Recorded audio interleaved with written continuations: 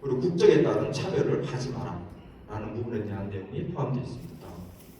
그리고 이제 폭력에 대한 부분, 이건 폭행, 괴롭힘, 성희롱 이런 거 관련된 내용에 대해서 좀 방지하는 내용들이 더 담길 것이고, 이걸 위한 사전적인 예비할 수 있는 교육을 강화해라 라는 내용도 포함되어 있습니다. 최대 생성기간 말씀드렸고요. 마지막에 있는 근로및 휴식시간 관련해서도 논의가 되고 있는 것이, 그러니까 최대 근로시간과 최대 휴식시간에 상이한 부분이 있는 부분입니다. 여러분도 아시겠지만 일단 국제적인 규정에서는 최대 근로시간을 72시간 주당, 그리고 그 다음에 최소 휴식시간을 77시간을 우리가 주당 정하고 있는데, 이 사이에는 갭이 있습니다. 다시 말씀드려서 일주의 전체 시간으로 봤을 때 19시간이라는 빈 공간이 있습니다.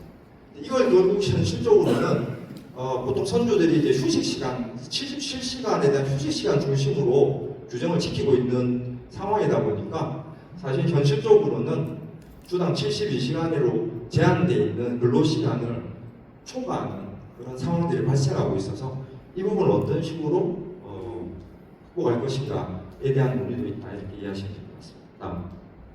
그 다음에 이제 선원의 안전정책 강화입니다. 그래서 이 부분은 가장 핵심적인 게 최소 승무 정원입니다.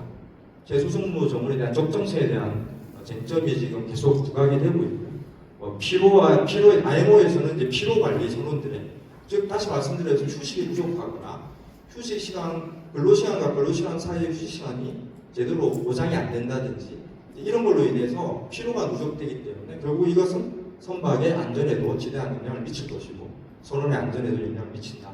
그런 차원에서의 논의가 계속되고 있습니다. 다음. 네, 국제적인 방금 말씀드린 이제 선원에 관련된 부분에서 안전과 관련된 부분에서 국제적인 동향의 흐름도는 이렇습니다.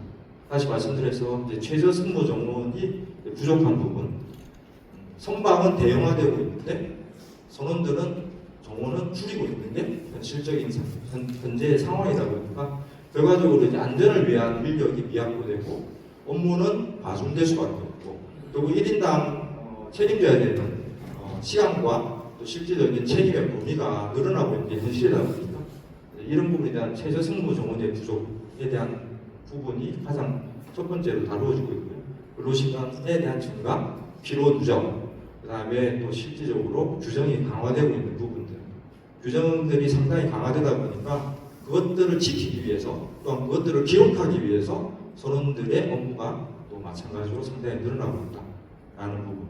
그 다음에 특별히 근로시간과 휴식시간 관련된 기준의 재검토뿐만 아니라 이런 것들이 선박에서 기록이 제대로 되지 않거나 조작되거나 잘못 임의대로 작성되거나 이런 문제에 대해서 어떻게 조치를 하거나 어떻게 다시 제도화할 것인지 강화시킬 것인지에 대한 논의도 계속되고 있습니다.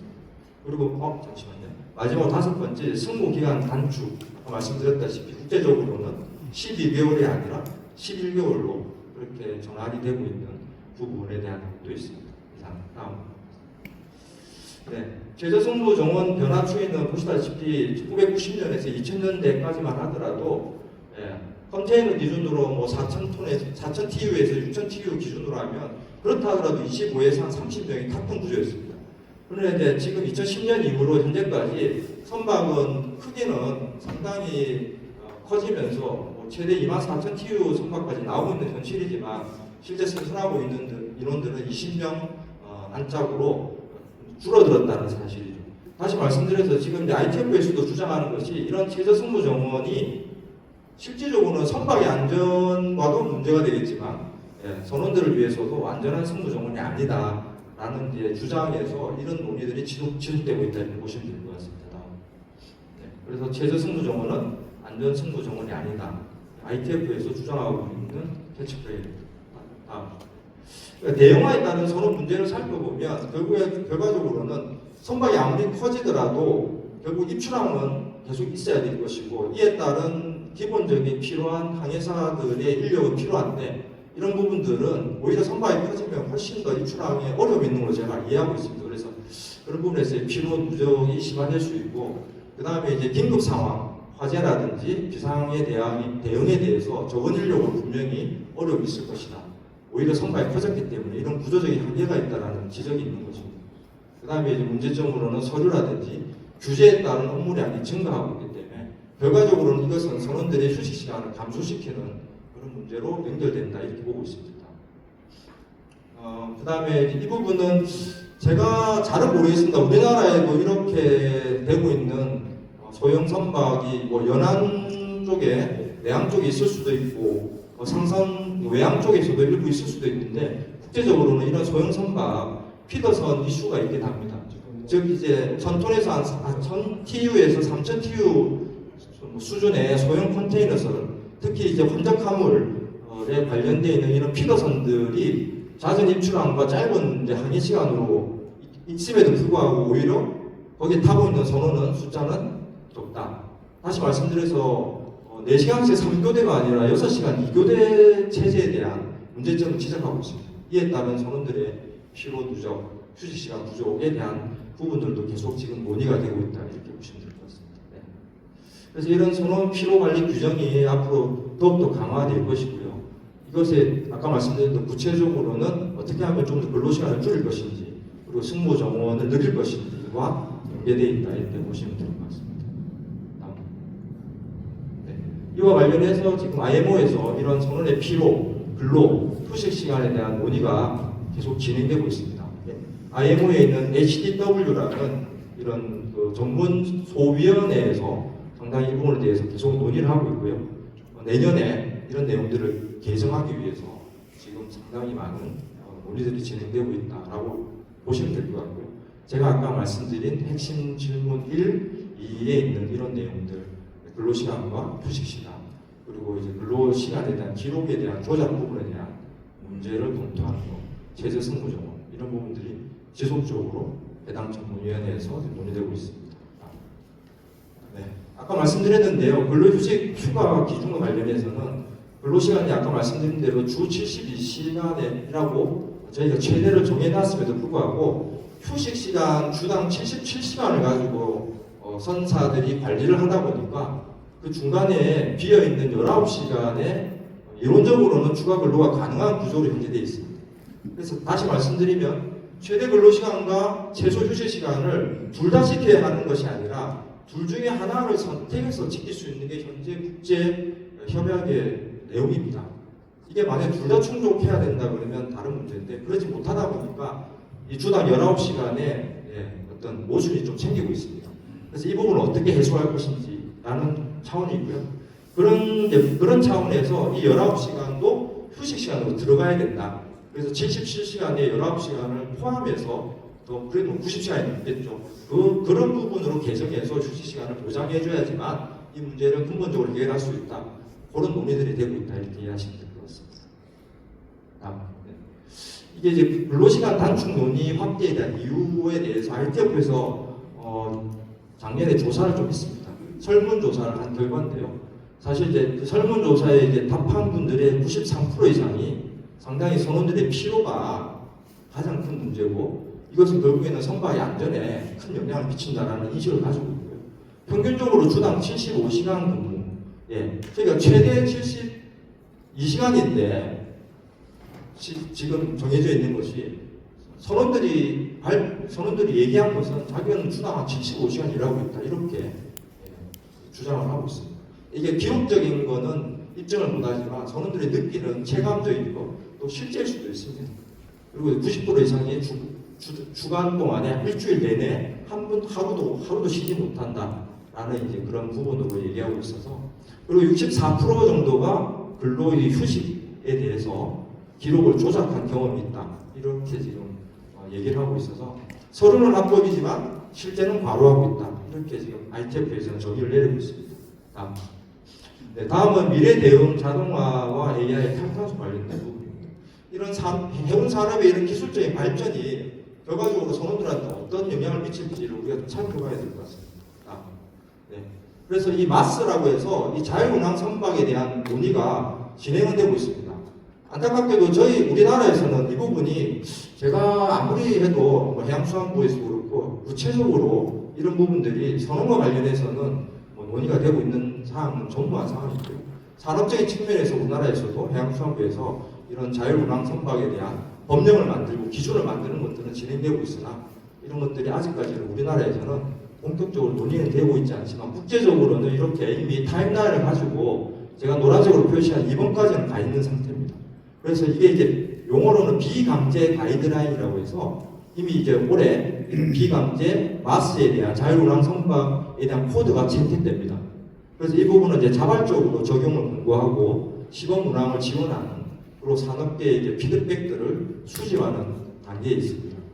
그리고 이제 보시다시피 3번, 4번, 5번까지 가는 걸 목표로 해서 진행을 하고 있다. 4번까지 가서 2032년도에 이 마스 코드가 공식 발효가 되면 전 세계에 어떤 적용할 수 있는 의무화가 될 수 있는 부분인데 우리도 앞으로 이 부분에 대해서 우리 특히 선원들한테 어떤 영향을 미칠지에 대해서 좀 더 깊게 논의가 돼야 되지만 실제 저기서 얘기하고 있는 논의에서도 선원에 대해서 구체적으로 어떤 영향을 미치고 선원이 무엇을 해야 될지에 대해서는 아직까지 구체적인 논의는 없다 이렇게 보시면 될 것 같습니다. 네, 비강제 마스 코드 개발은 핵심적으로 작년 6월에 있었던 회사안전위원회 MSC 110차 회의에서 이 비강제 코드 집중 개발을 진행했고요. 여기서 논의 현황에는 인적 요소, 즉 선원 관련된 부분을 제외한 나머지 기술적 논의는 이미 완료가 됐다고 보시면 될 것 같습니다. 그래서 올해 이 부분에 대한 가이드라인이 채택되면 앞으로 이제 강제화 단계로 진입될 예정이다 이렇게 이해하시면 될 것 같습니다. 다만 이제 이 MS 코드의 핵심 요소 중에 첫 번째가 반드시 선박 내 선장이 상주해야 된다는 원칙 유지, 이 부분들이 이제 핵심적인 내용입니다. 그리고 이제 원격 운항센터에서 운항센터에 대해 승무 기준 수립 이런 내용도 이제 논의가 되고 있고요. 업무 분담 및 최저 그럼에도 불구하고 최저 안전을 하기 위한 선원을 몇 명이 타야 될지 그리고 이런 거에 대한 산정에 대한 근거 마련 이런 것들도 논의가 되고 있다라고 보시면 될 것 같고요. 이런 또 자율운항 선박에 특화된 훈련에 대한 개발 이게 이제 결국 STCW에 어떤 식으로 적용하고 법적 근거를 마련할 건지에 대한 논의도 진행되고 있는 핵심 요소다 보시면 될 것 같습니다. 다시 말씀드려서 이 마스의 정책 방향이라는 게 선원의 역할 변화가 전통적인 운항 업무에서 이제 앞으로 어떻게 하면 이제 기술을 감독한다든지 직접적으로 선원 출신들이 원격 모니터링 시스템의 역할을 전환하는 이런 논의들이 되고 있다라고 보시면 되고요. 기술 중심의 선원 교육도 강화가 돼야 되고 그 다음에 이제 운항 관리자의 개념이 확대될 것이다. 이것이 전체적으로 지금 국제적으로는 이런 자율운항 선박에 대한 논의가 되고 있는 핵심이다. 정책 방향에 대해서 보시면 될 것 같습니다. 네, 다음입니다. 다음은 이제 탈탄소 관련된 부분인데 이 부분은 뭐 잘 아시기 때문에 지금 현재는 이제 아무래도 LNG 중심으로 추진선에 대해서도 LNG 중심으로 이런 탈탄소에 대한 대체를 하고 있지만 실제 LNG가 실질적인 대체되는 탈탄소의 연료로 볼 수는 없습니다. 그렇기 때문에 이거는 일종의 과도기적인 연료로 평가되고 있고요. 아시다시피 이제 지금 현재 많이 논의되고 있는 게 사실 메탄올 연료로 진행되는. 다만 이제 이 부분은 여전히 이제 공급 부족이라든지 높은 가격 그리고 이것을 벙커링할 수 있는 인프라가 부족한 문제를 어떻게 극복할 것인가에 대한 것이 숙제로 남아 있습니다. 그리고 더 나아가서는 이제 암모니아 연료까지.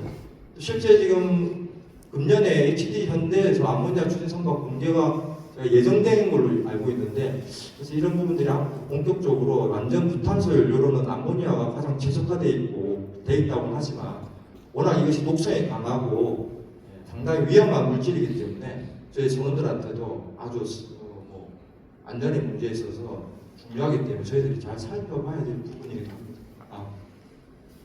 그래서 이런 단계별 탈탄소 연료 전환 대비들이 지금 이렇게 계속 진행이 되고 있고, 결과적으로 이 부분과 관련해서는 저희들이 이것을 받아들인다고 하면 이런 추진 연료의 변화에 따른 선원들의 재교육도 같이 연동돼서 이루어져야 됨을 우리들이 고려해서 지금 이와 대해서도 아이보를 중심으로 논의가 되고 있음을 보고드립니다. 다음. 대체 연료에 대한 안전 규정도 현재 개발이 진행되고 있고요. 이와 관련해서 혹시 이제 규제가 되는 규제 장벽들을 해소하는 부분들, 또 실제 이제 세계 전문위원회가 현재 활동을 하고 있습니다. 이미 대체 연료 안전 규정 개발 관련해서 화물운송, 선박설비, 선박설계. 다만 여기 한 가지 빠져있는 게 이제 선원들과 관련된 부분이 포함되어 있지 않다라는 것들을 저희가 좀 인식을 하고 있어야 될 것 같습니다. 다음. 그래서 이와 관련해서 노동조합 관점에서는 가장 핵심적인 게 이 연료에 따라서 선원들의 안전이 상당히 영향을 미치기 때문에 특히 암모니아는 아까 말씀드린 대로 강한 독성이기 때문에 이런 것들이 유출됐을 때 지대하게 인명 피해가 위험성이 되어 있습니다. 그리고 메탄올 같은 경우는 아시다시피 높은 인화성으로 인해서 화재나 폭발의 위험성이 상존해 있기 때문에 저희들 선원 입장에서는 이런 부분들도 고려가 되어야 될 것 같습니다. 그래서 이런 부분에 대해서는 만약에 진행이 된다 하더라도 이런 거와 관련해서 대체 연료 도입에 따른 추가 선원 인력이 확보가 필요할 걸로 예상하고 있고요. 이런 특수 연료를 고려해서 위험물 취급에 대한 전문 교육도 반드시 필요하다. 그리고 또 독성물질 누출이나 화재와 비상 대응에 따른 훈련 체계도 강화가 돼야 된다는 부분도 논의가 되고 있습니다. 마지막으로 제가 이 부분들이 국내 정책에 어떻게 좀 적용돼야 될지에 대한 시사점을 말씀드리고 싶은데요. 사실 아까 말씀드린 내용 중에서 이미 우리나라는 선제적으로 대응해서 이런 부분들을 해소하고 또 저희들이 노사 합의를 통해서 진행하고 있는 부분들이 있어서 실제 지금 국제적인 내용과 좀 상이한 부분도 있긴 합니다만 큰 틀에서는 저희들도 앞으로 충분히 이런 부분들을 고려해서 논의하고 또 노사간 또는 법 개정을 통해서 진행해야 될 사항들이 있습니다. 그래서 한국인 선원 확보 전략과 관련된 부분인데 아까 말씀드린 대로 국제적으로는 지금 이렇게 한 9만 명이 2030년까지 대기사가 부족하다는 그런 결과가 나와 있습니다. 다만 우리나라 같은 경우에는 아시다시피 저희들이 한국인 고용 우선 정책을 시행하고 있는 나라이기 때문에 사실 그 부분하고는 조금 다른 관점이지만 그럼에도 불구하고 저희들이 한국인 선원들을 확보하기 위해서는 핵심적으로 아까 말씀드린 우리나라도 역시 최소 선고 정원에 대해서는 재검토가 필요하다. 그래서 과연 적정한 선원들의 피로 관리라든지 선원들의 안전을 위해서 선박에 타야 될 인원이 몇 명인지에 대해서는 다시 반드시 재검토가 필요하다고 하는 부분입니다. 그리고 이런 부분들은 결과적으로는 근로시간을 단축하는 문제하고도 연결되어 있기 때문에 반드시 이 부분에 대해서는 저희들도 별도로 한번 최소 승무 정원에 대해서 재검토가 필요하다는 의견이고요. 장기 승선 제한 및 교대 보장입니다. 저희는 이미 국제 선박에 대해서 단체 협약으로 승무에 대한 부분을 최저 승무 기간을 기본적으로 4개월 저희들이 정했고 국제 선박에 한정된 거지만 그런 부분들에 대해서 진행을 하고 있지만 이 부분에 대해서 앞으로도 좀 더 승무 기간에 대한 정확한 규정과 그리고 또 저희들은 휴가를 좀 더 늘려서 그런들의 어떤 복지 차원이 됐든 또 실질적으로 삶의 질 향상을 위해서 이런 부분들도 추가로 논의가 돼야 될 걸로 보입니다. 그리고 아까 말씀드린 그 신규 연료에 대한 교육 체계 구축과 이 탈탄소 대응 역량에 대한 부분들도 좀 더 저희들이 구체적으로 노조 차원에서 그리고 노사 차원에서 정부와도 논의가 필요할 거라고 생각하고 마지막으로 AI와 이 자율운항 대응에 대한 교육에 대해서도 좀 더 저희들 관심을 가져야 될 것 같고 미래 기술이 적용될 때 저희들이 그냥 가만히 있는 것보다는 어떤 식으로 거기에 대해서 그 단계별로 진행되는 과정에서 적극적으로 개입하고 해서 국내에 도입될 때도 미리 선제적으로 저희 노조가 이런 부분들에 대해서도 방향에 대해서 제시해 주는 것이 저희들이 또 할 수 있는 핵심 전략일 걸로 이렇게 이해가 됩니다. 제가 서두에 말씀드린 대로 사실은 워낙 방대한 게 내용이다 보니까 이걸 전부 다 설명드리기에는 제한적인 부분이 있긴 합니다만 어쨌든 큰 틀에서 각 꼭지별로 지금 진행되고 있는 저희 선언과 관련된 정책에 대해서 국제 동향을 짧게 설명을 드리겠습니다.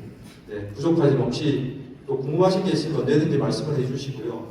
저는 이제 오늘 이렇게 발표를 하면서 제가 한 가지 아이디어가 떠오른 거는 이걸 토대로 해서 좀 한번 기회가 된다 그러면 우리 노조가 좀 중심이 돼서 이런 부분에 대해서 좀 더 큰 틀에서 전체를 다룰 수 있는 세미나 같은 것을 한번 개최해서 좀 더 깊게 논의를 할 수 있는 시간이 있었으면 좋겠다라는 그런 아이디어가 생각이 났습니다. 그런 부분들이 될 수 있을지는 모르겠지만 한번 추진해 보도록 그렇게 하겠습니다. 하여튼 예, 짧은 시간이지만 경청해 주셔서 감사합니다. 이상입니다.